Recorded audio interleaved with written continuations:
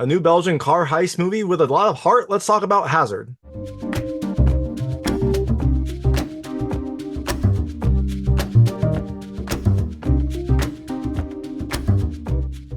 Hey everyone, it's David Stark from Watcher Pass, and I'm here to talk to you about Hazard, which is coming to American theaters, digital and on demand on May 10th, 2024. It is a Belgian movie. I'm pretty certain it's already out, at least in Belgium, probably in Europe in general, but it's coming to the States on May 10th, 2024. It is a car heist action comedy movie. It has a very big star in Dimitri Vegas, Thivaios, and it has kind of an interesting character in it that you wouldn't normally expect. My hot take is, I think you should watch later. It has some really good music, some good driving, and I really, really liked Thivaios' performance, actually. It was a nice, kind of interesting, heartfelt performance, but the film has a little bit too much strangeness and a fairly linear journey. So, all that being said, I'm going to tell you a little about the movie, a few things I like, a few things I didn't like, and then really quickly go into the ending. So, as you can imagine, there will be spoilers in the ending section. If you don't know what happens in this movie, and you might not, there are some surprises as this heist kind of gets going and things happen. I would turn it off when I get to the ending section. Before that, though, I'll keep it vague. I'll keep it spoiler free. I'll let you know when I get to those spoilers.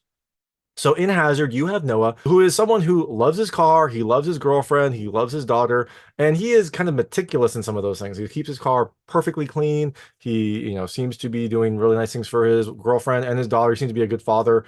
All that changes though when a little favor from an old family member turns into a long and arduous journey. So, all that being said, things I liked about this movie. The first, I like the music. As you can imagine, the movie that stars a DJ, it has a really nice soundtrack. Although when I actually was able to talk to Dimitri Vegas, and he said that he was involved in choosing the music, but he didn't dictate it. He chose some tracks that would give this a 90s feel to it, which it does, and then let the director kind of put those in the movie. So it has some really good soundtrack. It has a really nice set of tracks to kind of help you along the journey, as you would hope in a driving movie. You would hope there are some good tunes, and there definitely are. The second thing I loved the driving. There are some really great scenes where Dimitri Vegas' character has to do some pretty complicated driving maneuvers, and they look great. It looks really natural. It looks really fun. It looks like some of those are very close calls, which was fun. It's fun that there's one scene where he's driving and he has to adjust his mirror to make a narrow alley, which is really, really fun. It looks really good, and you would hope that in a movie that has, basically a driving character as the main character. The third thing I loved the car. The car almost becomes its own character in this movie. There's definitely an extension of the main character Hazard, and the things that happen to the car are kind of things that seem to be happening to Hazard during the journey, but we definitely kind of feel like the car is a separate character. There's a lot of scenes where Noah is doing things that you would normally get out of your car for, but because he's a big driver and because of a big driving movie, he does it from his car, stopping people from his car. He takes his car into places that they normally wouldn't go. It is a really kind of fun extra character in this movie that you start to feel for as the movie progresses. And the last thing I liked Dimitri Vegas Thivaios' acting. I thought he did a really good job. It was a really nice performance. He definitely plays a sympathetic character, which he has to be for this movie to work. And you definitely do. You feel for him. You feel, for the things that are happening to him. You feel like he is the most level-headed person in this movie, which he usually is. And so I really, hats off to him. It is a really fun performance, and he's kind of the main glue that holds this film together. So, all that being said, things I didn't love as much about the movie. The first, some of the characters kind of suck. Not Dimitri Vegas' character, and I don't think this is a knock to the actors themselves. They all do fine performances. I just didn't like some of the characters, some of the extra characters that come along on this heist are not very interesting, not very sympathetic to me, and so I didn't really enjoy them as much. The second thing I didn't love as much, it's not as funny as I was expecting to be. This could just be lost in translation. The movie is I assume it's in Belgian. It has some Flemish in there too. It has some English, but it could be that the jokes and situations just don't speak to me, and the things that I find funny. So I didn't find it as funny. Maybe you will. I'm not sure, but it didn't it didn't give me as much humor as I was expecting to. Especially for a movie that is kind of supposed to be an action comedy. The third thing I didn't love as much, there are some very bad decisions, some really, really bad decisions in this movie. That I guess you kind of have to have this movie go the way that it does, but it is a little frustrating at times when they happen. And the last thing I didn't love as much, I'm gonna say it's a fairly linear movie. There are some twists and turns that happen, but for the most part, it is a fairly straightforward journey. There aren't a bunch of surprises. I was hoping for a little bit more surprise, maybe a little bit more kind of unexpected decisions, and I just really didn't get that from this. So, All that being said, Hazard is coming to theaters and digital on demand on May 10th, 2024. Like I said, I think you should probably watch it later. Wait for it to come to streaming. Maybe watch it digitally if the price is right. But if you do go out and check it out, let me know what you thought. Let me know what you liked and didn't like. I would love to hear it. And I'm going to go quickly into a recap and the ending. So if you don't want to know what happens to this movie, I would turn it off now because there will be spoilers. So, like I said, this movie stars Dimitri Vegas Thivaios as Noah, who is a character that like loves his car. He has this nice like custom made Lexus. The movie starts with him just like taking perfect care of this car, just like cleaning it, detailing it, making sure it is in tip-top shape. And then he goes and picks up his child. So he has a few loves in his life. He's got his car, he's got his girlfriend, and then he's got his child, and he seems to care about all of them. But all this changes when he picks up his cousin who is out of jail, this person named Carlos. And Carlos has, Carlos just needs a ride from him. They're going to go pick up some money, I guess, from somewhere. So his girlfriend knows that this is a bad idea. She gets very mad at him, but Carlos's family, it's his cousin, and so he lets him along for the ride. Now they go for a ride, they go around, and then eventually Carlos says he needs to pick up his friend Clude. Clude? Clude. And I will butcher his name. I think it's Clude, but we'll go with that. And Clude is a very annoying person. Carlos is like also very annoying.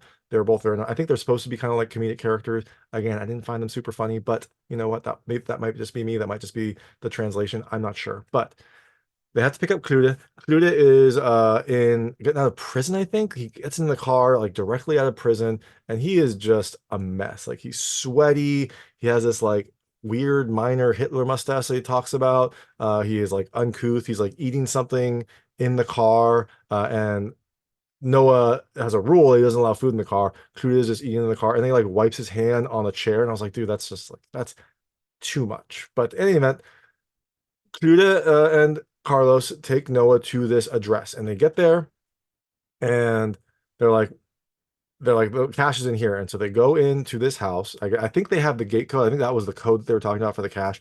They have the gate code. They go in, and Noah is supposed to watch out for people. If anyone comes, he's supposed to honk 3 times, which I don't know. It feels like that would be very obvious, but that is what their plan was. So he does the lookout, but then he notices some trash in his car that I think Carlos threw in his car. So he starts cleaning that up.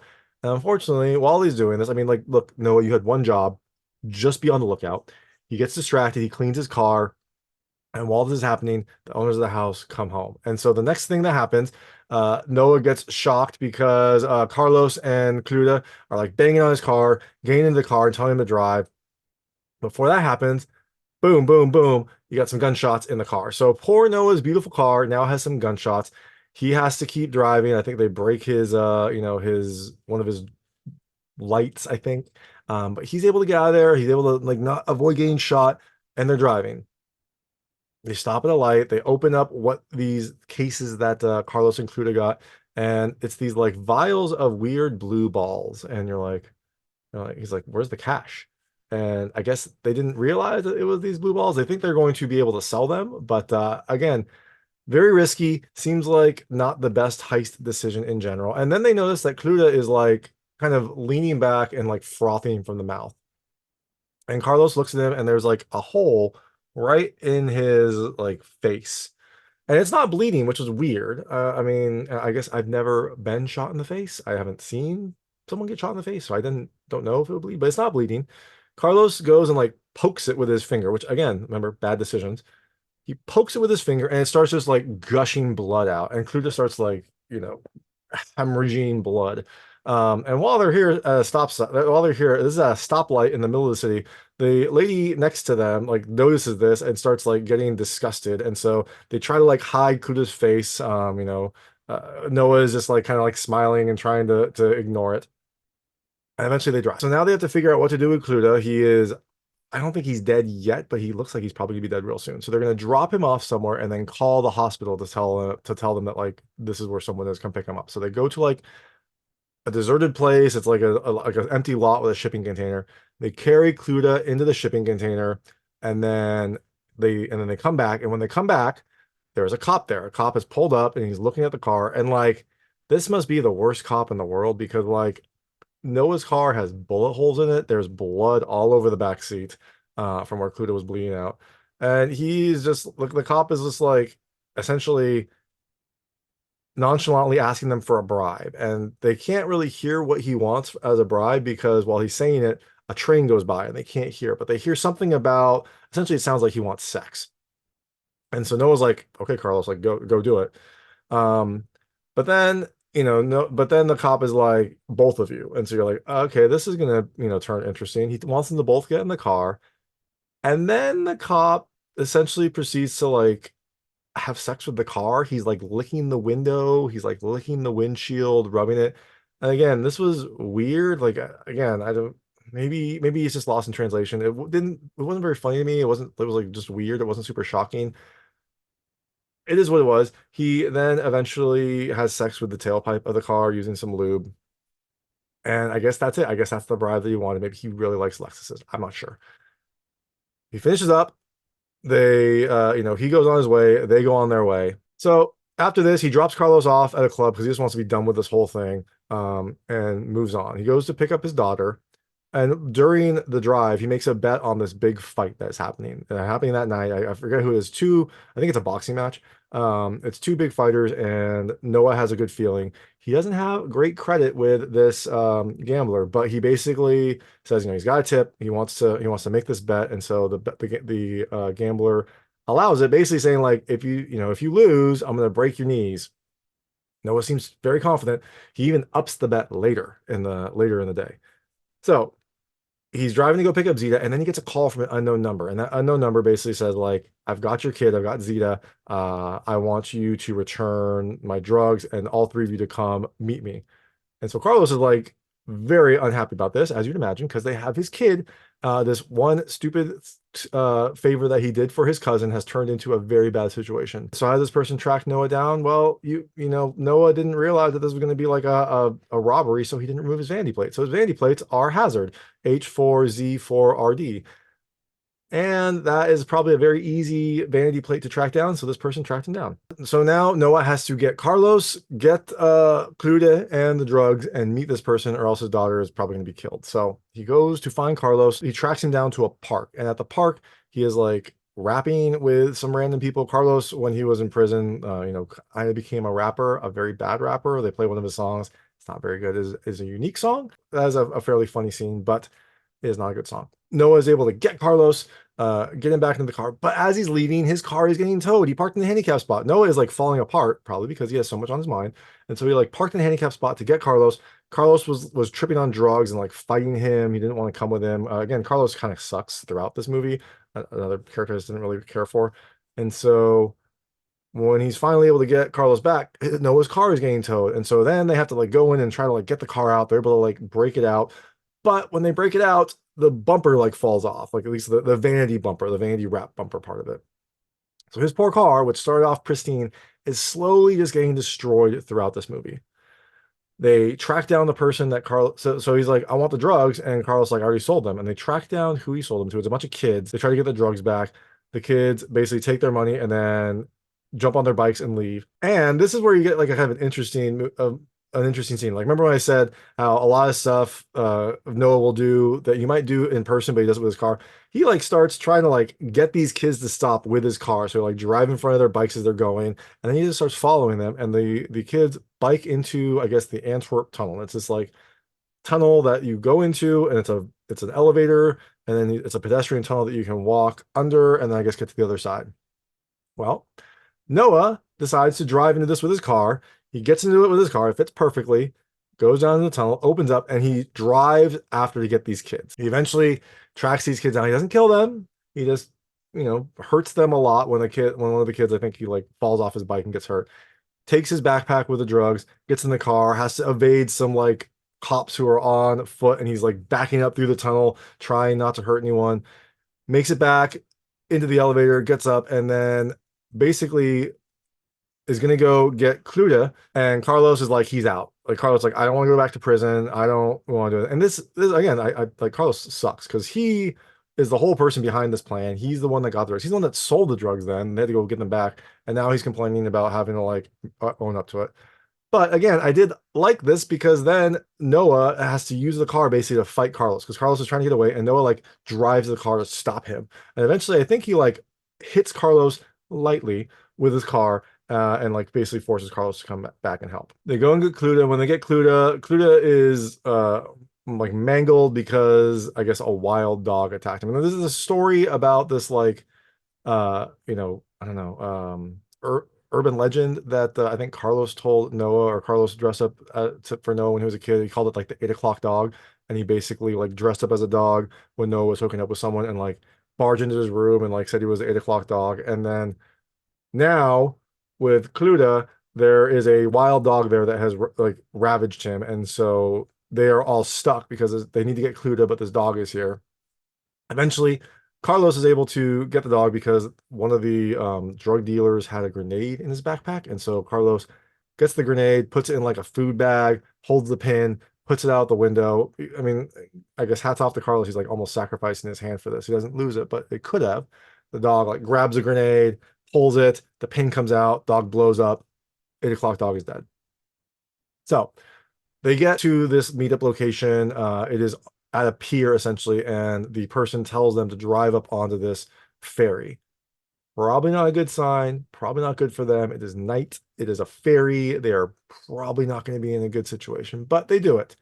And when they get there, this person like takes their phones, takes the drugs, tells them to get in the car, and Carlos tries to make a move. He grabs a flare, which he thinks is going to like shoot out, and he pulls it, and it doesn't do anything, and he gets shot in the face.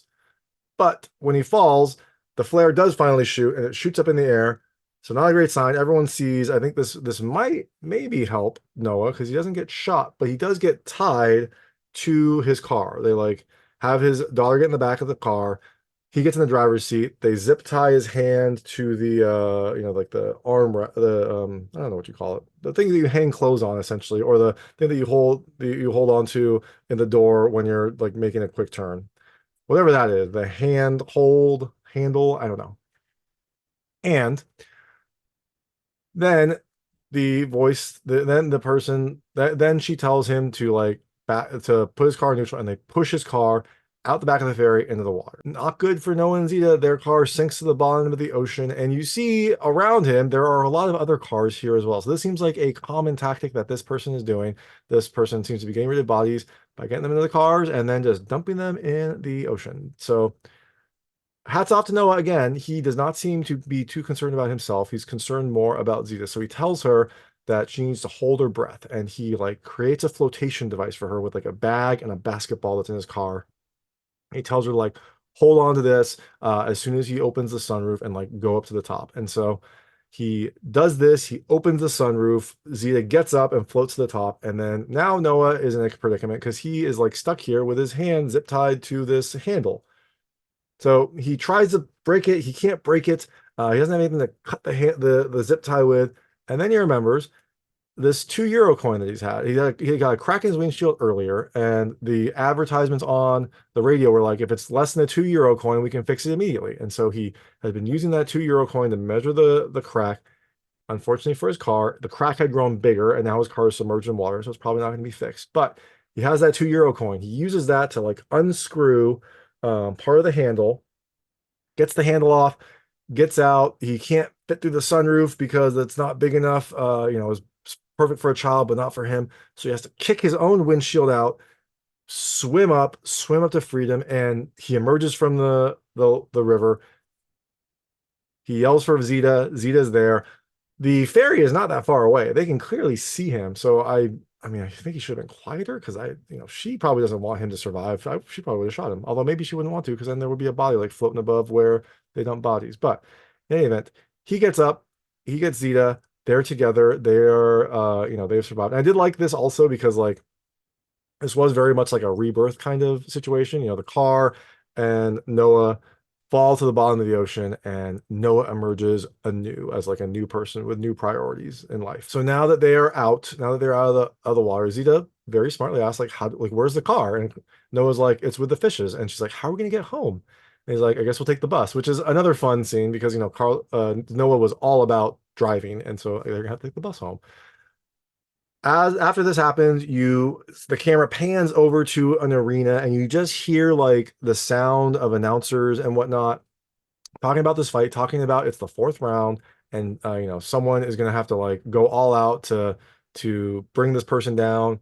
And it sounds like he is doing it. It sounds like he is making a move. There's only seconds left in the round. You don't know what happens, but I think the implication is that now Noah's life is going to kind of turn around, and he's going to win this bet on this fight. I assume be able to get another car or help his his family out and maybe like get a new place for them. That is the implication. It sounds like Noah has a new lease on life, and this will be the start of it. So that is Hazard. And also during the credits, there are a couple like stinger kind of things. There's one scene where you're back to the river, you're back to where the car was dumped. You hear some bubbling, and then Carlos's cap pops up, which he had been looking for his cap for a while. So maybe it was in the trunk where they dumped him after they shot him. But then you also hear some bubbling and someone emerging. So the implication is maybe Carlos was still alive. He survived that gunshot, and he is still alive. You don't know, you don't see him, but that is kind of the implication. And also, during the credits, you hear like a radio announcer talk about how they had this new urban voice, this new kind of track that came up from this Don Carlito. Everything is Wi-Fi, which is how he said Wi-Fi, and they play his horrible rap song as part of the credits. So fun touches at the end, but that is Hazard. Like I said, I think you should watch it later. I liked a lot about it, but I don't know, some of the characters, some of the decisions just didn't really gel for me. But I definitely think you should check it out eventually. Check it out when it comes to streaming. Check it out on digital if the price is right. And if you do check it out, let me know what you think. Let me know what you liked and didn't like. I would love to hear it. And thanks so much for watching. If you like this review, please like and subscribe to this channel. It helps me out a lot. Make sure all my new content goes straight to you. Thank you.